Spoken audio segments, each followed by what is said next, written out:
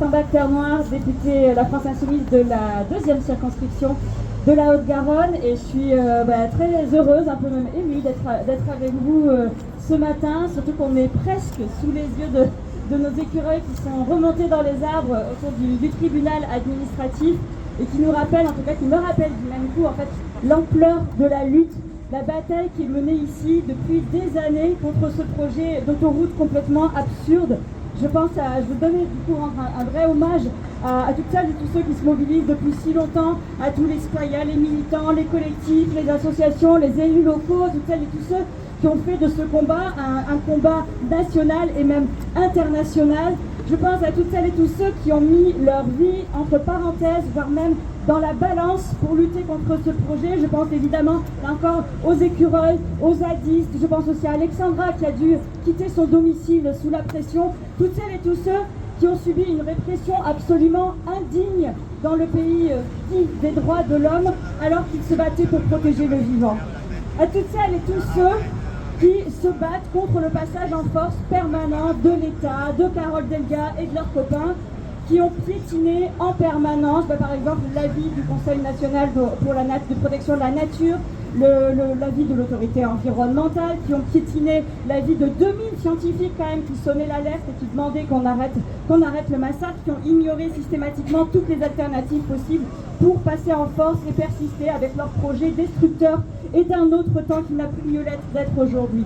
Mais si on est tous là aujourd'hui, c'est aussi parce que la rapporteure publique, elle a donné raison justement à toutes celles et tous ceux qui luttent, et elle a dit non, il n'y a jamais eu de raison d'intérêt public majeur à cette autoroute absurde. Alors du coup on les a vus faire, ils ont prétendu apporter de nouveaux éléments pour permettre de rouvrir l'instruction et de faire de sorte délayer dans le temps encore une fois le délibéré. On les a vus mettre des grands coups de pression, un coup de double page dans la presse locale, et là tout récemment on les a vus sortir leur dernière carte, vous avez certainement entendu, ils sont mis autour de la table pour dire qu'ils allaient tout simplement mettre de l'argent pour baisser le prix d'une partie des péages. Et là, c'est un pur scandale. Il faut quand même qu'on se rende compte, là, dans un moment où on vit le budget le plus austéritaire qu'on ait connu depuis 25 ans, où on est en train de nous dire qu'il n'y a pas d'argent pour l'école, il n'y a pas d'argent pour l'hôpital, il n'y a pas d'argent pour les associations, pour le secteur culturel, etc. On est en train de nous dire qu'on va donner, au final, ça va être des centaines de millions pour renflouer les caisses d'Atosca, du concessionnaire, et pour permettre, en tout cas pour essayer de permettre que cette autoroute, ben oui, c'est un scandale, c'est un pur scandale. Nous on n'accepte pas ça, et la bonne nouvelle quand même, c'est que rien n'a changé. La rapporteure publique, elle persiste et elle signe, elle demande toujours l'annulation de l'autorisation de cette autoroute. Et la vérité, c'est qu'ils pensent encore cette carte, c'est qu'ils sont acculés. Moi, c'est vraiment ce que je crois. Il y a quelques jours, j'interrogeais le ministre du Transport, le nouveau ministre du Transport, qui connaît absolument pas le dossier, en commission du développement durable, et qui me disait oui, mais vous comprenez quand même, non, il faut pas arrêter le chantier parce que de toute façon c'est trop tard, tout est fait. Il nous avait même dit que c'était fait à 70%. On lui avait dit à Tosca la veille au téléphone, donc apparemment il se base là-dessus. Et ça, on sait que c'est complètement faux, que le chantier a pris un retard absolument fou. Il y a un excellent article de Reporter d'ailleurs qui le démontre tout récemment. Et alors c'est vrai, on a pleuré beaucoup d'arbres centenaires qui ont été abattus sans aucun état d'âme.